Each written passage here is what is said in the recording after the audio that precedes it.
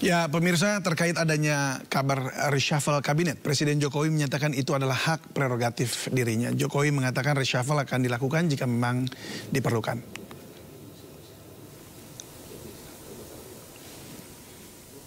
Ditemui saat meninjau lapangan PSSI di Ibu Kota Nusantara, Kalimantan Timur, Presiden Jokowi menyatakan ia mempunyai hak prerogatif dalam mereshuffle kabinet.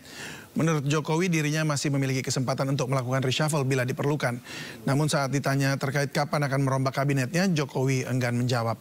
Sebelumnya santer beredar informasi terkait rencana reshuffle di 4 pos kementerian, yakni Menteri LHK, Menteri SDM, Menteri Investasi, dan Menkumham. Reshuffle lagi. Ya kalau diperlukan. Jadi sudah ada keperluan. Kalau diperlukan. Saya kan udah ngomong dari dulu kalau diperlukan. Saya masih punya hak prerogatif itu. Masa pemerintahan Jokowi akan berakhir, isu reshuffle malah santer bergulir. Sejumlah menteri non-koalisi Indonesia Maju disinyalir akan diganti terlebih dulu. Jika ya akan ada reshuffle, mengapa saat di ujung pemerintahan? Untuk membahasnya lebih dalam, sudah bergabung bersama kami malam ini melalui sambungan Zoom, tenaga ahli utama KSP, Ali Mokhtar Ngabalin. Selamat malam, Abangda Ngabalin. Selamat malam, Assalamualaikum warahmatullahi wabarakatuh. Waalaikumsalam warahmatullahi wabarakatuh. Terima kasih sudah hadir. Dan hadir pula juru bicara PDI Perjuangan, Ciko Hakim. Selamat malam, Bang Ciko. Malam, David. Ya, terima kasih. Siap. Baik, terima kasih. Saya ke Abangda Ngabalin dulu ya. Berapa yang akan di-reshuffle pada kali ini? Ya, ini dari 2 hari lalu, ya kemarin sampai hari ini. Tadi juga untuk bisa memastikan informasi yang berseliweran ini, menurut kebiasaan kami di kantor staf presiden, sampai dengan jam segini ini, saya masih ada di sini. Kita koordinasi kemudian untuk mendapatkan informasi yang valid terkait dengan berita yang berseliweran ini, bahwa apakah ada reshuffle atau tidak. Sampai dengan hari ini kita tidak tahu dari mana sumbernya. Sementara sumber yang pasti itu adalah tentu dari Sekretariat Negara, dari Menteri Sekretaris Negara, dari Presiden, atau dari Kepala Staf Kepresidenan, atau dari Mas Pram ya, selaku Menteri Sekretaris Kabinet. Biasanya isu-isu yang begitu loh Bang, yang justru malah kemudian, wah bisa kejadian beberapa kali kan juga begitu ya.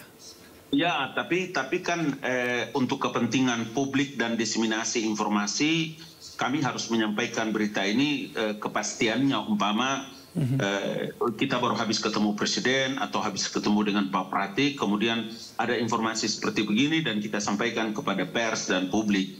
Ya, terlepas dari itu semua, tentu saja bahwa kawan-kawan wartawan akan punya kemampuan dalam berselancar terkait dengan data-data dan informasi-informasi seperti yang sedang diberitakan ini. Tapi saya ingin mengatakan bahwa sampai dengan sore hari ini, ya tadi Presiden menyerahkan atau memberikan berbagai macam bintang anugerah kepada para tokoh-tokoh, para menteri dan lain-lain. Kami pun terus mencari informasi dan data ini. Sama sekali kita belum menemukan data dan informasi ini datang dari mana. Ya, sebab ini yang menjadi pertanyaan gitu, ketika memang isu ini beredar banget gitu ya, ramai di khalayak, ini mengapa reshuffle-nya ini justru jelang masa bakti berakhir gitu loh. Itu kan jadi pertanyaan juga. Bang Ngabalin dengar juga nggak itu? Ya, artinya kalau mau menjelang atau mau kapanpun dalam Undang-Undang Dasar itu melekat.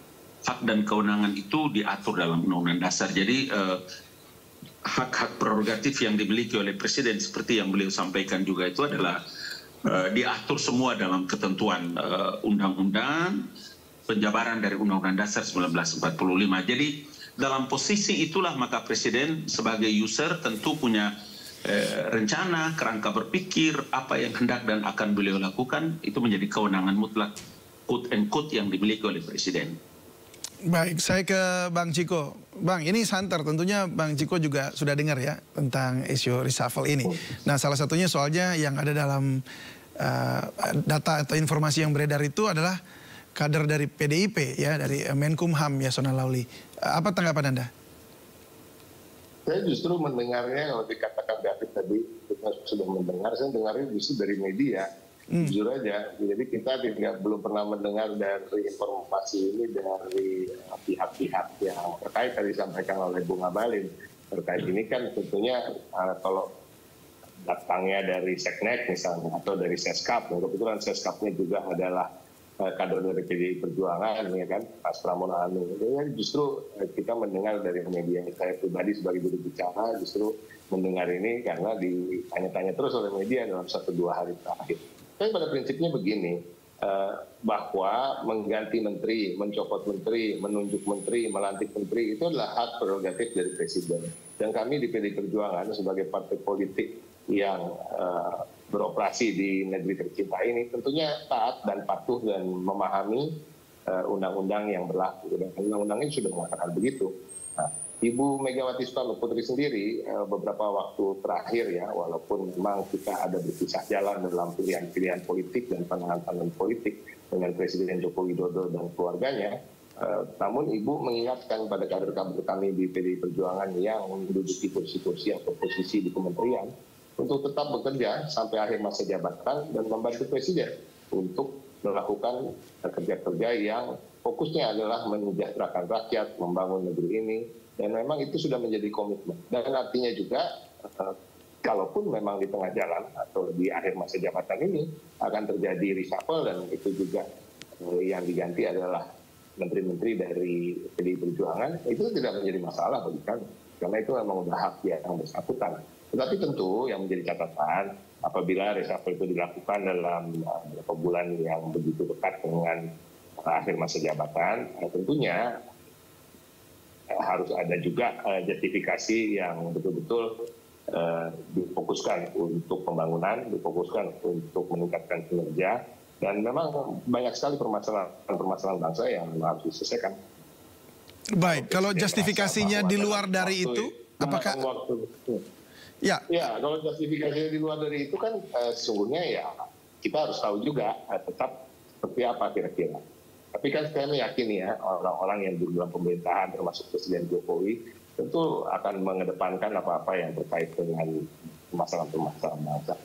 Karena dalam 2-3 bulan ke depan semoga saja memang kalau memang akan dilakukan reshuffle, yaitu yang tetap menjadi apa yang prioritas, yaitu kita lihat bahwa terkait dengan kesejahteraan sosial misalnya, terkait dengan harga bahan pokok, terkait dengan menguatnya dolar atau melemahnya rupiah terhadap dolar, yang selama ini pulih. Nah ini hal-hal seperti itulah yang harusnya menjadi prioritas. Tapi kembali lagi kita sampaikan bagi PDI Perjuangan tidak ada masalah kalau memang kader kami yang akan diganti, dan kalau betul memang akan terjadi reshuffle, karena itu memang adalah hak Presiden.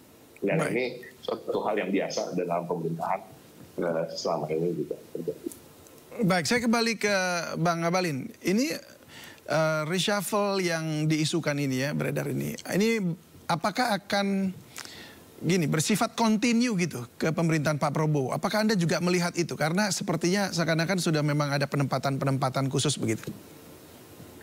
Iya, ini hal yang paling pokok itu karena kita sendiri tidak tahu informasi dan data ini dari mana, sehingga betul-betul memang menguras energi kita semua untuk membicarakan hal yang betul-betul memang jago ini. Orang menyebarkan berita-berita ini juga menjadi bagian yang sungguh sangat merisaukan, bahwa kalau umpama besok, lusa, atau pasca 17 Agustus kemudian ada benar terjadi, tentu saja bahwa lagi-lagi saya ingin mengatakan bahwa ini menjadi bagian yang tidak terpisahkan dari hak dan kewenangan yang dimiliki oleh Presiden Joko Widodo. Dengan begitu maka kita tunggu aja. Tapi yang pasti saya ingin katakan bahwa sampai dengan sore tadi kita sama sekali tidak mendapatkan informasi yang valid terkait dengan rencana reshuffle yang hendak dan akan dilakukan oleh Bapak Presiden. Baik, sudah bergabung bersama kita ada Mas Pangi Syarwi, pengamat politik. Mas Pangi, terima kasih sudah bergabung bersama kami. Selamat malam. Ya, malam Bang. Baik, Bang, kita Bang Abalin. Ya baik, kita ini lagi bicara isu reshuffle ini di ujung pemerintahan yang sekarang lagi ramai gitu, dan Pak Jokowi juga sempat merespon saat ditanya oleh tim kami. Dari pengalaman Anda atau data yang Anda miliki, apa maksud dari sebuah reshuffle dilakukan di ujung pemerintahan akan berakhir begitu? Iya, kalau maksud tujuan ya biasanya kan memang basis dari reshuffle itu kan DNA-nya adalah letupan kinerja, bukan letupan power sharing atau bagi kue kekuasaan. Jadi letupan kinerja itu lebih menonjol biasanya dalam konteks reshuffle ketimbang hanya sekedar power sharing. Nah, kalau biasanya udah di ujung, biasanya DNA letupan kinerja itu sudah tidak relevan. Karena memang untuk apa juga kemudian dievaluasi, karena waktu tersisa juga sudah injury time last minute, dan justru tidak akan ada berdampak apa-apa kecuali hanya akan membuat kebisingan politik, akan menjadi tidak nyaman karena ada konteks reshuffle yang sebetulnya ini hanya untuk ada agenda-agenda lain, bukan agenda untuk murni pada basis kinerja. Apa agenda lain menurut Anda? Ya, agendanya bisa banyak, bisa untuk melakukan konsolidasi kembali, untuk mengingatkan kembali bahwa misalnya presiden yang berkuasa masih pegang kendali penuh, bahwa beliau bukan presiden masa lalu, tapi masih presiden yang ingin memperlihatkan masih pegang kendali penuh dan punya hak prerogatif yang harus tetap mereka hidupkan, mereka pulihkan, karena itu memang hak dari presiden. Dan untuk melakukan konsolidasi dan untuk melakukan penguatan-penguatan pada transisi ini, untuk mana yang dianggap dalam pemerintahan ini adalah bagaimana menteri dengan presiden, bahwa menteri adalah pembantu presiden, bahwa dalam kinerja ini adalah loyalitas menjadi penting, tidak boleh ada loyalitas ganda, apalagi standar ganda. Jadi loyalitas ganda itu kan nggak memungkinkan di dalam konteks sistem presidensial. Artinya tegak lurus, satu komando, garisnya adalah bukan garis hitam putus-putus, tapi garis hitam penuh gitu. Tidak ada visi presiden, yang ada hanya tidak ada visi menteri, yang ada visi presiden. Dan ini untuk mengingatkan kembali mungkin bahwa presiden masih punya kendali penuh, dan mengingatkan pentingnya konsolidasi, bahwa ini bukan untuk menjawab, mengkonfirmasi juga selama ini dianggap kutukan periode kedua. Kutukan periode kedua itu adalah ya presiden mulai ditinggalkan dalam konteks udah makin di ujung, dianggap presiden itu adalah masa lalu, dan yang presiden terpilih yang ke depan dianggap masa depan gitu. Nah, konteks itu bisa saja, tetapi saya mengatakan bahwa reshuffle itu dari dulu memang ya, DNA-nya lebih dominan itu DNA berbasis memang power sharing, dan itu sah-sah saja. Baik. Karena yang power sharing itu dalam kekuasaan yang harus dibagi, tetapi untuk proses direct man and direct please, untuk basis itu, mazhab itu menurut saya udah nggak memungkinkan.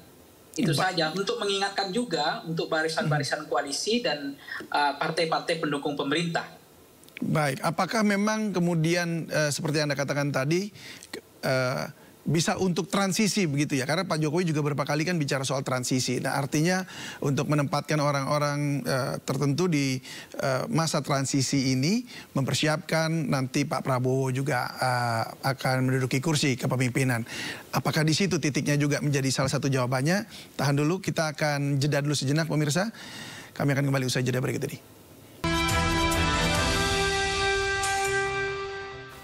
Terima kasih Anda masih bersama kami di Sindo Prime. Saya kembali ke Bang Ngabalin. Bang, ini kan dalam beberapa hari terakhir ini banyak banget ini informasi yang beredar, dan bahkan ada juga peristiwa terjadi mundurnya Pak Erlangga Hartarto yang adalah menteri Pak Jokowi. Lalu kemudian bahkan dari isu yang beredar juga Pak Bahlil juga akan menduduki posisi atau mengambil menjadi calon lah untuk ketum Golkar. Terus kemudian akan dikocok ulang dan segala macam. Di situ ada Ridwan Kamil juga digandeng dan banyak sekali begitu. Jadi ini rasa-rasanya seperti sebuah koalisi besar sekali di bawahnya Pak Jokowi begitu ya. Nah, apakah ini memang ada kaitannya semua dengan reshuffle yang akan dilakukan atau yang diisukan ini? Iya, dua hal harus dipisahkan ya, dipisahkan dalam konteks bagaimana strategi dan menjalankan satu sistem pemerintahan yang dijalankan oleh presiden yang tidak saja sebagai kepala negara tapi juga kepala pemerintahan. Artinya apa? Dari langkah pikiran, perencanaan dan semua planning yang dilakukan oleh presiden, usernya adalah presiden selaku kepala pemerintahan. Ketua umum kabinetnya itu namanya Presiden Joko Widodo.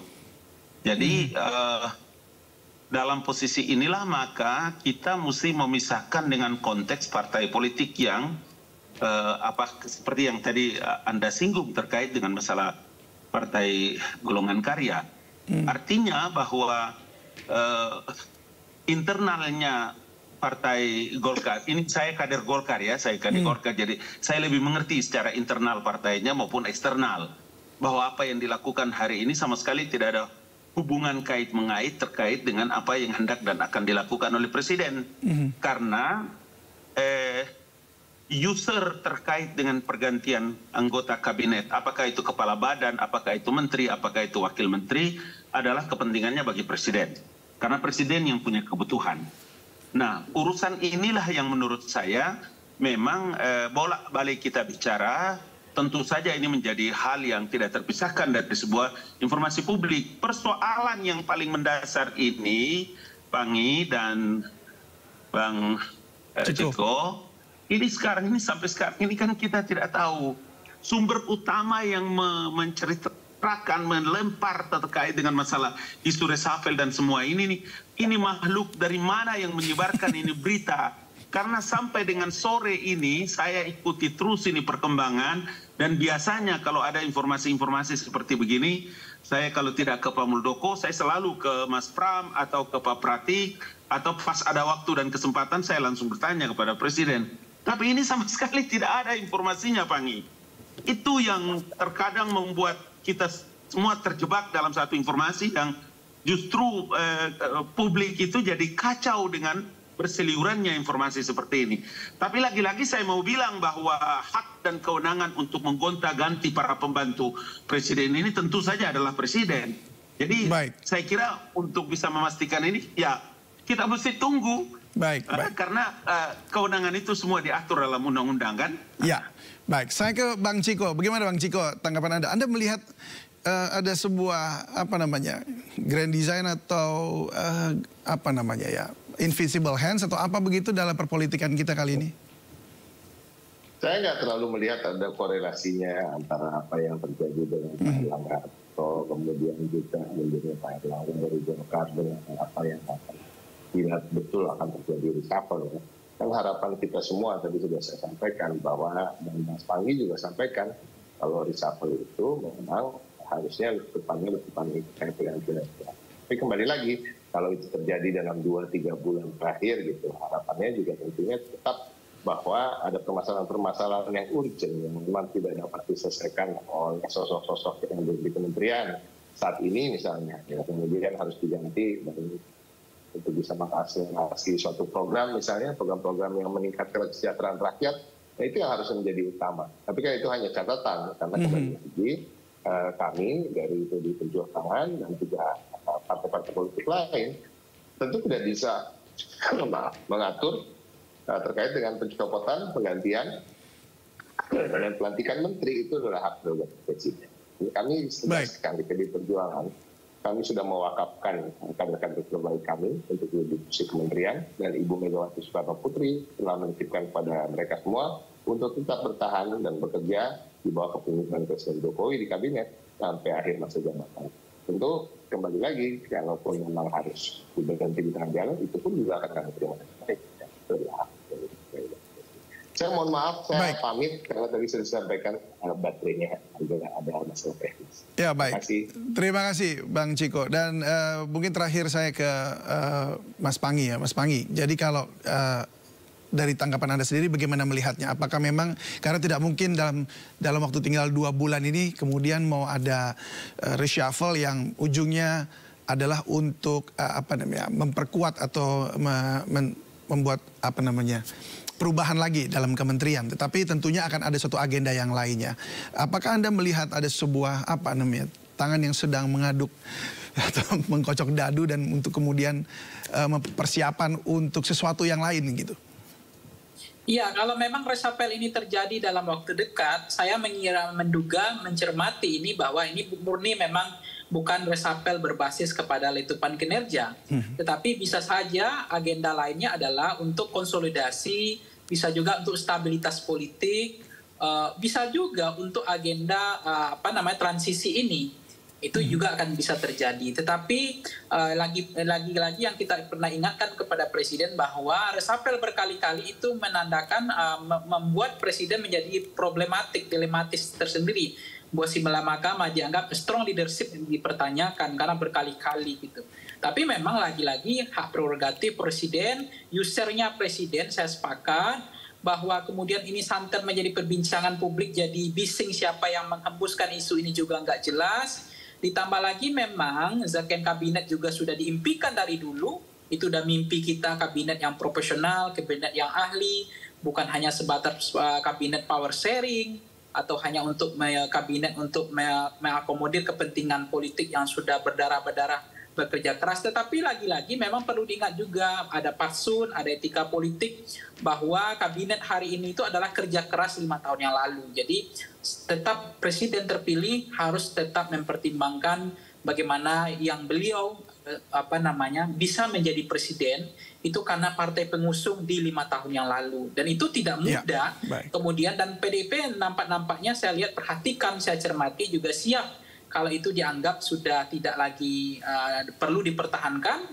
PDIP juga siap untuk pergi secara terhormat gitu kan, karena memang itu user itu adalah agenda, itu adalah menteri hanya pembantu presiden. Jadi kalau memang dianggap tidak lagi loyal, ya presiden juga bisa mengganti. Kalau tidak punya kinerja baik juga presiden bisa mengganti. Atau kemudian tidak menciptakan stabilitas politik dan bagaimana melakukan konsolidasi supaya soliditas di internal makin kuat, supaya kementerian ini seiring sejalan seia sekata, terjadi sinergisitas. Kalau memang ada yang kemudian sudah mulai kehilangan intensitas arah, menteri-menterinya bisa diingatkan. Saya pikir itu yang menjadi poin penting, bahwa mesti memang kalau untuk merubah kinerja hampir-hampir mustahil sih menurut saya.